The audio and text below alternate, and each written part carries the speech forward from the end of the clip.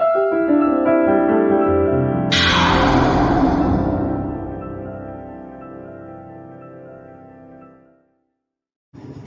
علیکم ورحمۃ الله وبرکاتہ. ملګرو ښه یاست؟ په خیر یاست؟ خیریت دی؟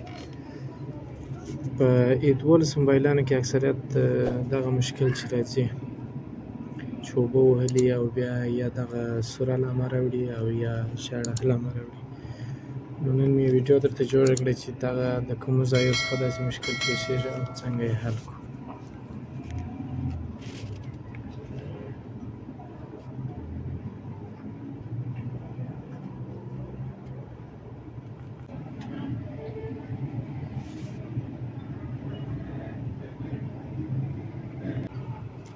په موبایل کې یو کوچنی پرزه ده چې د انټي مقاومت ورته وایي، کوچنکه د بعض موبایلانو د پکیټ کې ده او د بعض موبایلانو د بلوټ په تخت کې ده.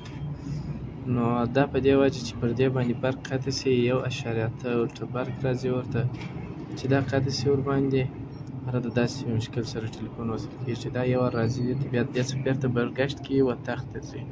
خو که چېرې داسې بیا وسي چې د برق راځي ورته خو د دې څخه بېرته برګشت نه کوي و تخت ته نه ورځي، هغه صورت کې بیا ژړ علامه راوړي. یا راځي خو برق چې کوم دا باید په ځان کې وګرځي، هغه نه ګرځي، پوره برق بېرته کیک ته وراستوي، په هغه صورت کې هم بیا ژړ علامه راوړي. او که ګر سره برق نه ورته راځي په هغه وخت کې بیا دا سور علامه راوړي چې د ټلیفون د دماغ دپاره د کې په چالان کې برق ور وتړي وای ګوشې شما دغسې که په فارسي ژبه وي، او بیترۍ یې چې چارج ته ور وتړي ورځي. او که ژړ علامه راوړي هغه بیا د ټلیفون داسې احساس کوي چې ټلیفون ډېر سوړ دی، یخ دی، ټلیفون کرار چارجېږي.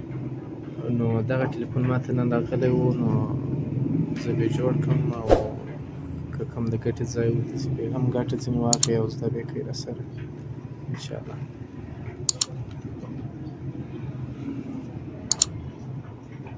اول به یې کېږده او دا جیک ښه صحیح پاک وي، صفا به یې کوئ. او لوړ جیک به یې هم وګورئ چې هغه هم اوبو نه یې خراب کړی. اکثره وخت دا لاندې جیک خراب وي چې کېږدۍ ته رد کېږي.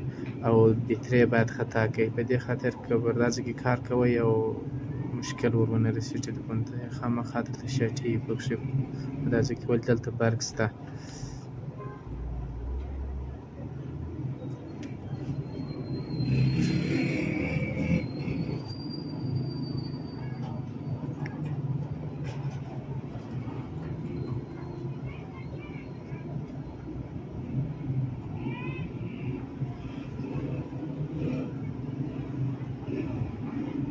دلته 2 لینه کاټ دي پر دغه ځای کې باندې، نو دا 2 لینه جمپر غواړي.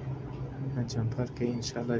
کټ په جای کې څه مشکل نه و، بس جوړېږي ورسره.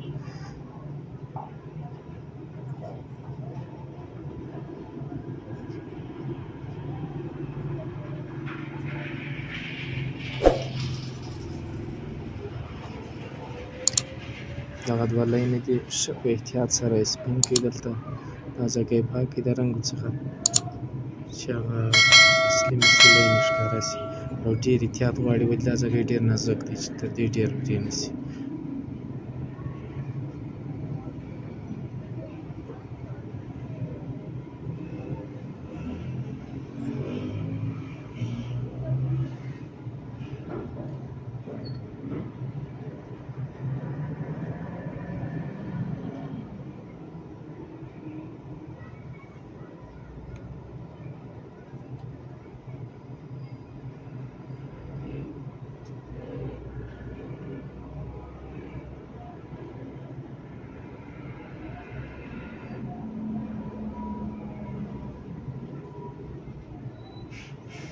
دا مې جمپر کړه.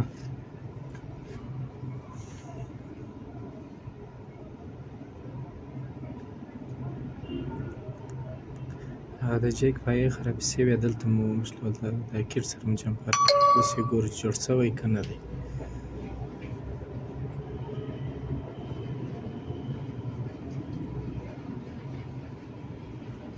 او وروسته تر جمپره یو وار په میګر باندې هم که میګر در سره وي میګر ولرئ. او میګر ډېر ښه شی دی. میګر که څوک لري خو ښه خبره ده، که نه لري ځان ته پیدا کړه. د میګر د زده کړې په برابر یې ویډیو درته جوړومه، انشاءالله زده کولی دی. اوس ګوره دغه د کونج دا توری سي چې د کوچنک مقاومت دغه د انټي دی، دې ته پایې دواړې وصل دي او چې چارج ته یې وتړې دلته 1.8 ولټه برق باید راسي، خو شاته یې بیا ونه باسي. که یې وایستی شاته بیا هم ټلیفون ژړا له امله وړي، 1.8 ولټه برق هم ورته راځي. نو انشاءالله ټلیفون هم کار کوي.